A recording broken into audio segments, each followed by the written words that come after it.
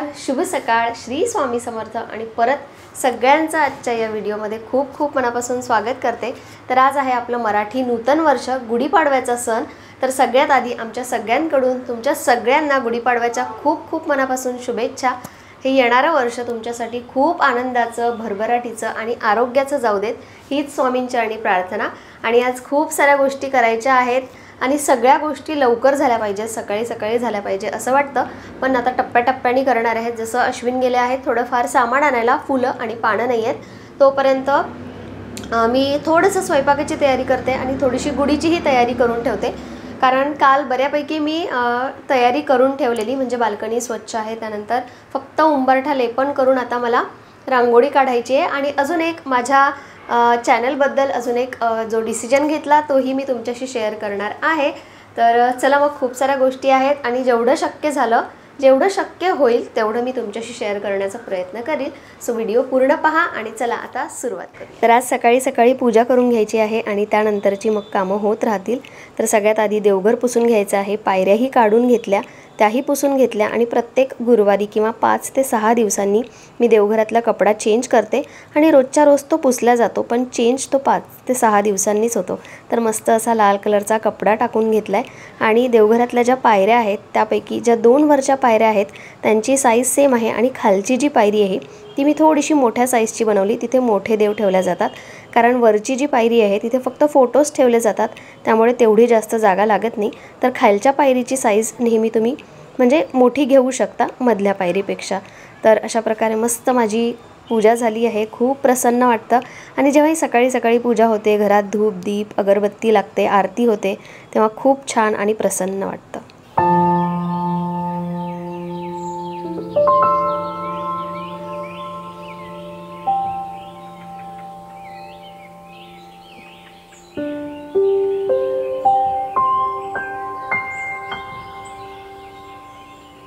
उंबरठा पुसून घेतला, बाहेरचंही पुसून घेतलं आणि आज उंबरठा लेपन मी करणार नाही आहे, कारण उद्या स्वामींचा प्रकट दिन आहे, तर उद्या सगळी तयारी करायचीच आहे। तर आज वेळ नव्हता तरी ही छोटीशी रांगोळी काढून घेतली, नाही तर मी छान छान अशा डिझाईन काढून ठेवलेल्या गुढीपाडव्याच्या, पण वेळच अपुरा पडतो। सगळी कामं सकाळी सकाळी करायची असतात आणि गुढीही लवकर सकाळी लावायची असते। तर गुढीचीही तयारी करून झाली, त्यानंतर मी रेडी झाले आणि रियांश तर पहिल्यापासूनच रेडी होता, छानपैकी कुर्ता पैजामा त्यांनी सकाळीच घातलेला। आणि मी साडी यामुळे पहिले नेसत नाही, कारण माझी साडीत कामं होत नाही आणि जेवढा वेळ लागेल त्यापेक्षा दुप्पट वेळ लागेल जर साडी नेसून सगळी कामं केली तर। तर आता मीही रेडी आहेत, अश्विनही रेडी आहेत आणि सिंपल अशी रेडी झालीत, काहीच मेकअप केला नाही, वेळच नव्हता। आणि ही साडी ही तुम्ही याआधी कधी बघितली नव्हती, कारण ही जास्त घालण्यात येत नाही, पण सुंदर कलर आहे हिचा, तर मस्त दिसत होती। तर गुढी यावेळी जी बेडरूमची बाल्कनी आहे तिथे लावणार आहे, कारण ही जी दिशा आहे ती पूर्व दिशा येते, या बाल्कनीची पूर्व दिशा आहे। मागच्या वेळी तेवढं कळलं नाही, त्यामुळे लिव्हिंग रूमची जी बाल्कनी आहे तिथे लावलेली, पण यावेळी पूर्व दिशा बघून गुढी लावायची आहे। तर दोघांनी मिळून अशी गुढीची तयारी केली, कारण एकीला हे सगळं काम करताच येत नाही, हेल्प लागतेच। तर अश्विनीही हेल्प केली, रियांश तर हेल्प करतच होता, त्याला खूप आवडतात अशा छोट्या छोट्या गोष्टी करायला। तो अगदी माझ्यासारखाच आहे, म्हणजे छोट्या छोट्या गोष्टीतही त्याला खूप आनंद मिळतो आणि त्याला आवडतं सगळं करायला। तर गुढी लावल्यानंतर बघा तो असा पकडून उभा आहे, त्यानंतर मी विडा ठेवला, कारण बाप्पा पहिले विराजमान होतातच, तर पानाचा विडा ठेवला, त्यानंतर नारळ। आता प्रत्येकाची पूजा ही वेगवेगळी असते, जसं मी बऱ्याच जणांकडे बघितलं तर गुढी तर सेम असते, पण खालची जी चौरंगावरची जी पूजा असते ती प्रत्येकाची वेगवेगळी असते। तर मला जशी माहिती होती त्याप्रमाणे मी पूजा केली आणि गुढी लावून झालेली आहे। त्यानंतर जी वेळूची काठी आहे तिलाही हळदी कुंकू लावून घेतलं, गुढीलाही हळदी कुंकू लावून घेतलं, तांब्यावर छान स्वस्तिक काढलं आहे। आणि अशा प्रकारे जेवढं मला येतं, जेवढं मला समजतं तेवढं मी करण्याचा प्रयत्न केला। रियांश आणि अश्विन दोघांनीही गुढीची पूजा केली आणि त्यानंतर मग आम्ही आरती केली। तर अशा प्रकारे आमची मस्त गुढीपाडव्याची पूजा झाली आहे। तसं बघितलं तर गुढीपाडव्याची जास्त अशी पूजा नसते, पण पूर्वतयारीसाठीच खूप जास्त वेळ लागतो। पण आमची वेळेत सगळी पूजा झाली, सगळी तयारीही झाली होती, तर छान वाटलं। तर सगळ्यात शेवटी आरती झाल्यानंतर तिघांनीही नमस्कार केला आणि हे वर्ष आम्हाला सगळ्यांना, आपल्या सगळ्यांना खूप आनंदाचे, आरोग्याचे आणि भरभराटीचे जाऊ देत अशी प्रार्थना केली।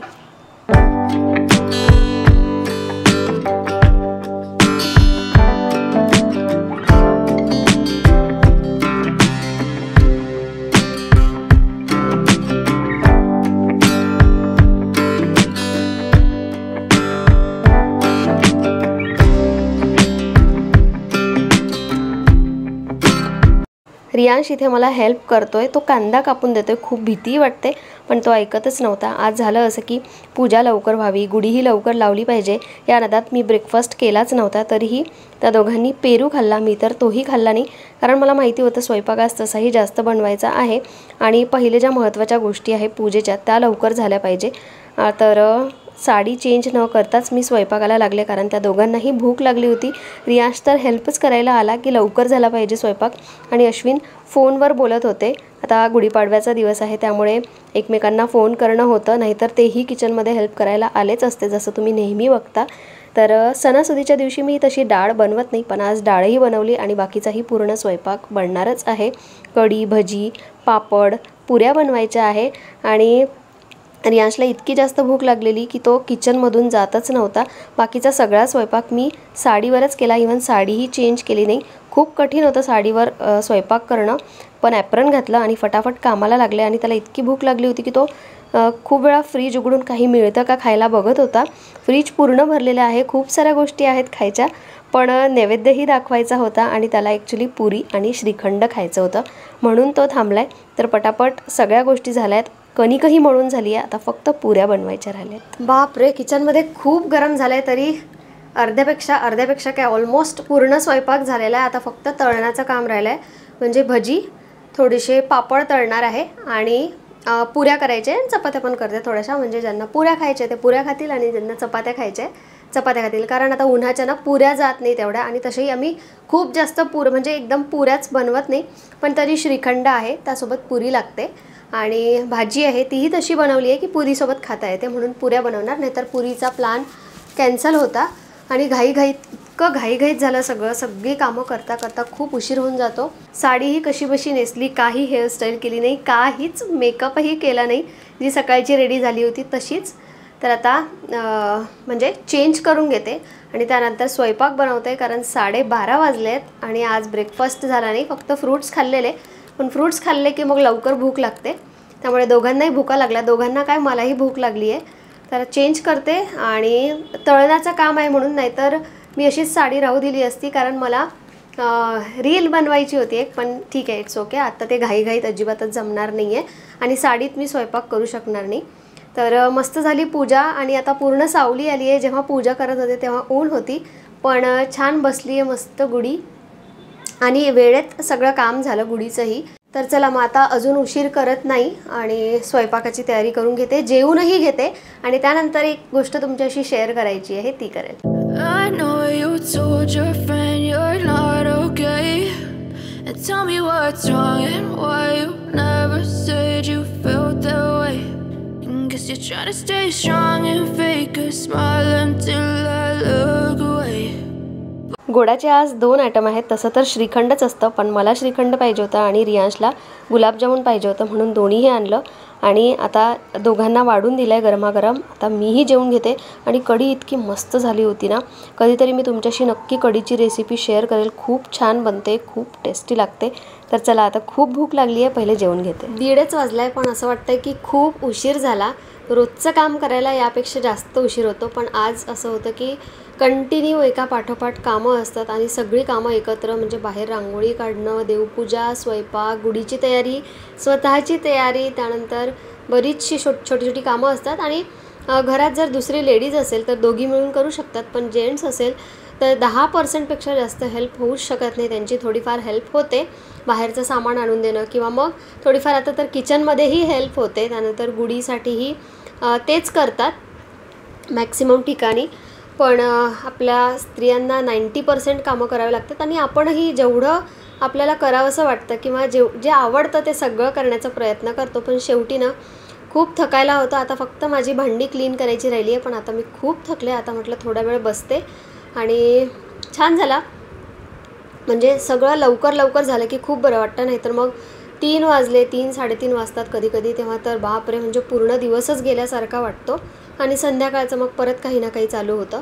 आणि आता एक गोष्ट शेअर करायची, ती म्हणजे माझ्या चॅनलच्या नावामध्ये तुम्हाला एक बदल दिसत असेल, तर मी माझ्या चॅनलचं नाव परत एकदा चेंज केलं आहे. आणि काय माहिती, खूप दिवसापासून असं वाटत होतं की काहीतरी कमी आहे, कुठेतरी एक ब्रेक लागल्यासारखा वाटत होता. कारण मध्ये मध्ये खूप छान मला रिस्पॉन्स आत्ताही मिळतो आहे, पण जे फॉलोअर्स किंवा सबस्क्रायबर आहेत त्यामध्ये ग्रोथ दिसत नाही आहे. सो मला कुठेतरी असं वाटतं, म्हणजे वाटायचं की माझ्या नावामध्ये मी थोडासा चेंज करायला पाहिजे. आणि हे जे नाव होतं पुणेवाली नीता, ते ॲक्च्युली मी 2 वर्ष झाले असतील या नावालाही. तर जेव्हा मी मुंबईवरून आले पुण्यामध्ये आणि तेव्हा माझं हिंदी चॅनल होतं. सो मी असं नाव ठेवलं की म्हणजे माझं लोकेशन, मी कुठे राहते तेही कळेल. त्यानंतर हिंदी आणि मराठी असं ते नाव नाही आहे, त्यामुळे मला मराठीमध्ये जरी कन्वर्ट करायचं असलं तर मी करू शकते आणि मी ते केलंही होतं. त्यामुळे नावामध्ये मला बदल म्हणजे करायची गरज पडली नाही. पण आत्ता मला असं वाटायला लागलं की नाही, माझ्या नावामध्ये थोडासा चेंज किंवा बदल मला केला पाहिजे. म्हणून हॅपी होम विथ नीता हे माझ्या चॅनलचं नाव आहे.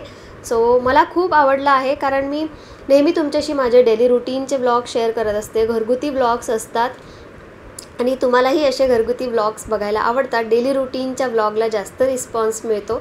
सो म्हटलं चला हे नाव आपल्याला सूट करतं आहे आणि माझं नाव मला माझ्या चॅनलच्या नावामध्ये पाहिजेच होतं. तीच माझी एक आयडेंटिटी आहे, फर्स्ट आयडेंटिटी माझी तीच आहे. सो मला ते नाव पाहिजे होतं, म्हणून माझं नाव मी त्यात ठेवलं आहे.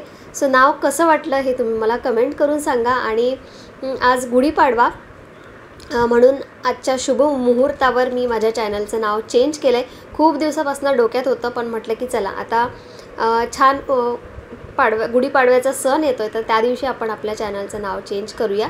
सो असं आहे आता चॅनलचं नवीन नाव, हॅपी होम विथ नीता.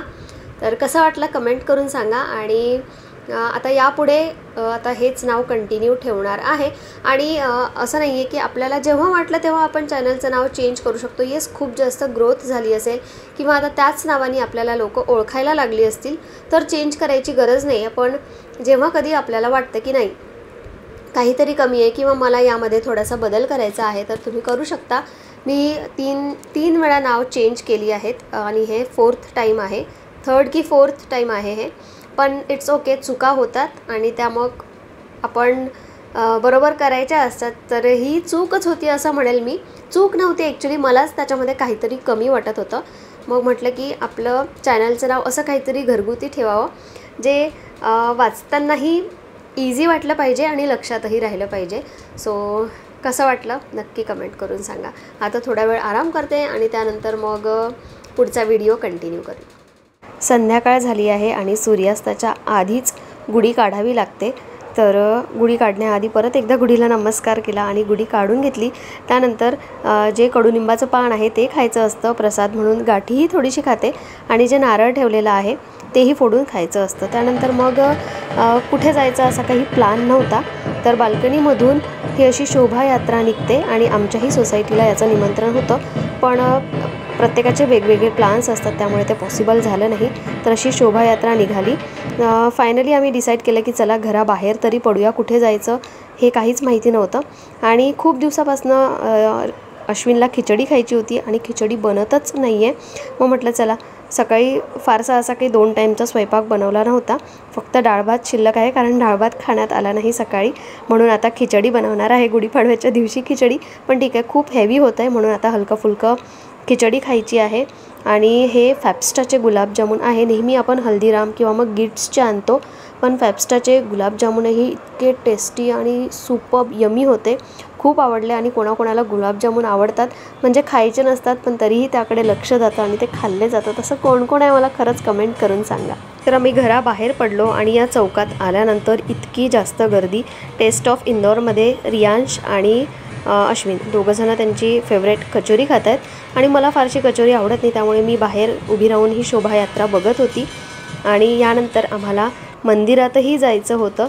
तर हे आहे टेस्ट ऑफ इंदोर आणि बाजूची देसी डेअरी, जिकडचं दूध दही सगळे दुधाचे आयटम आहे, खूप छान मिळतात. त्यानंतर आम्ही दत्त मंदिरात आलो. म्हटलं नवीन वर्षाचा पहिला दिवस आहे तर दर्शन घ्यावं मंदिरात जाऊन. तर मस्त असं दर्शन झालं, खूप जास्त अशी गर्दी नव्हती. तर दत्त महाराजांचं मस्त दर्शन झालं. त्यानंतर आम्ही थोडीशी शॉपिंग करावी म्हणून इकडे आलो. तर इथे मस्त इयरिंग्स आणि खूप सुंदर फिंगर रिंग्स होत्या, मला खूप आवडल्या. आणि कुठली घेऊ कळत नव्हतं, पण त्यापैकी मी एक सिलेक्ट केली आहे. सोन्याची खरेदी तर आता होत नाही किंवा आम्ही ती करत नाही, म्हणजे तसं सोनं घ्यायला फारसं मलाही आवडत नाही आणि अश्विनलाही आवडत नाही. त्यामुळे म्हटलं चला काहीतरी खरेदी करायची आहे, म्हणून मस्त अशी रिंग घेतली. तर मला जी मिडलमध्ये घातलेली आहे ती रिंग आवडली. तुम्हाला या तीनपैकी कुठली आवडली मला सांगा. पण मी जी घेतली आहे ती इव्हिल आय घेतली आहे, मला खूप आवडली. आणि हे जे शॉप आहे ते मी फर्स्ट टाईमच आले इथे, पण खूप छान कलेक्शन आहे. इयरिंग्स तर एवढे आहेत की म्हणजे कन्फ्युजन. तर आत्ता जस्ट एक मी याचा व्हिडिओ घेतला, पण नेक्स्ट टाईम जेव्हा जाईल तेव्हा पूर्ण या शॉपचा व्हिडिओ शेअर करेल. कारण आता अश्विन आणि रियांश होते आणि ऑलरेडी आम्हाला उशीर झालेला होता, त्यामुळे थोडक्यात इथे आटोपलं. फक्त एक फिंगर रिंग घेतली आणि बस, कारण इयरिंग्स खूप सुंदर होते, त्याकडे इतकं लक्ष जात होतं, पण घेता आले नाही. नेक्स्ट टाईम मग पक्का तुमच्याशी शेअर करेल आणि मीही घेईल. तर असा होता आमच्या सगळ्यांचा नवीन वर्षाचा पहिला दिवस. खूप मस्त गेला आणि खूप छान सगळं झालं. तर परत एकदा सगळ्यांना गुढीपाडव्याच्या खूप खूप मनापासून शुभेच्छा. आणि आत्ताच्या व्हिडिओला आता मी इथेच स्टॉप करते. उद्या आहे स्वामी महाराजांचा प्रकट दिन, तर त्याचा एक स्पेशल व्हिडिओ तुमच्याशी नक्कीच शेअर करेल. तर चला मग, आजचा व्हिडिओ आवडला असेल तर व्हिडिओला एक लाईक करा आणि सबस्क्राईब करायला विसरू नका. चलो बाय बाय.